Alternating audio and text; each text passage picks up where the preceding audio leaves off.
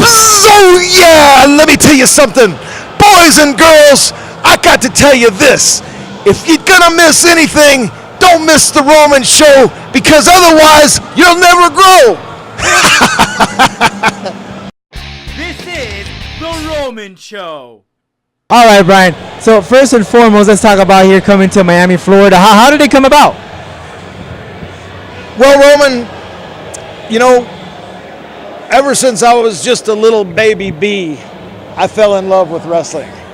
And my siblings called me B. It's kind of funny. I have 4 or 5 younger siblings, 4.5, but 5 younger siblings. And they called me B because they didn't really, my sister Cheryl couldn't say Brian at first, so it was B, and everybody called me B. And so I just wanted to become a wrestler. And I watched it on television. Jack Briscoe was my hero. You know, I used to watch Eddie Graham and Steve Kern and Mike Graham, and then Don Morocco would come in, and these great King Curtis, Iukea, and Dusty Rhodes, and all these people. And I just I fell in love with it. I love it. And coming to Miami, how did it come about, working with Ronin? I came to Miami because I get called all the time to come to different places. I was in New Jersey last week. I was in Tampa last night. I was in the Niagara Falls about 2 weeks ago. And, you know, I'm just all over the place. And tell me about the wrestling. I mean, wrestling often. How's the body so far? How are we taking care of ourselves?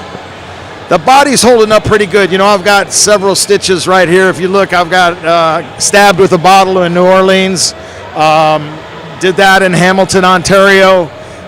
Tore 2 of these 3 tendons. This is just one hand now. Cut all the way down to here to try to sew the tendons back together.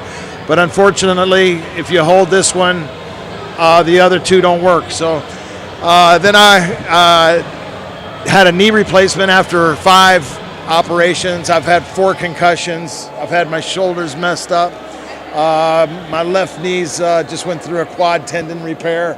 You know, and my wife says I'm still cute. I think she's lying to me. Just kidding. How do you keep up with that, with all that pain, all that stuff that you've gone through? But what keeps you going every day? You know, thinking of going in the wrestling ring. What's the passion behind it? You know, what's the love? What keeps you going? The fire behind it? Well, you know, Roman, I always have to work out. I'm addicted. I'm an addict. But fortunately, it's to the gym. If I don't go to the gym for 3 days, if I miss 3 days, and then I'm a pretty grouchy guy. But as long as I get in that gym, and I especially do a lot of cardio to keep the fat down, because as you get older, I'm aging now, but I got to try to keep up with the youngsters. So, you know, rather than a half hour of cardio, it's an hour of cardio. And then it's, you know, just hanging and banging, you know, hitting the weights and finding the time to do it. You just have to make the time to do it, whether it's getting up an hour and a half earlier or going to bed an hour and a half earlier. I've got to have my hour to 45 minutes in that gym. If the Killer Bees were to come back to the WWE or any other promotion, who would they like to face? What tag team would they like to face? And it could be anyone, just not WWE, anyone. If we could go back and face anybody, it would be the Hart Foundation. I mean, they were our number 1 nemesis, and I loved.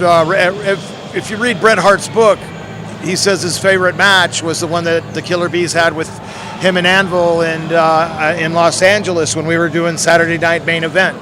Once out of every 4 weeks, so we took one of their episode slots for a year when Dick Ebersol was running Saturday Night Main Event for NBC. And our match happened to be the highest rated episode during the entire program, which was pretty awesome. It's actually one of the top 4 in the entire year. So we had a heck of a match, and I always loved working with Bret Hart and with Jim the Anvil Neidhart. This is The Roman Show.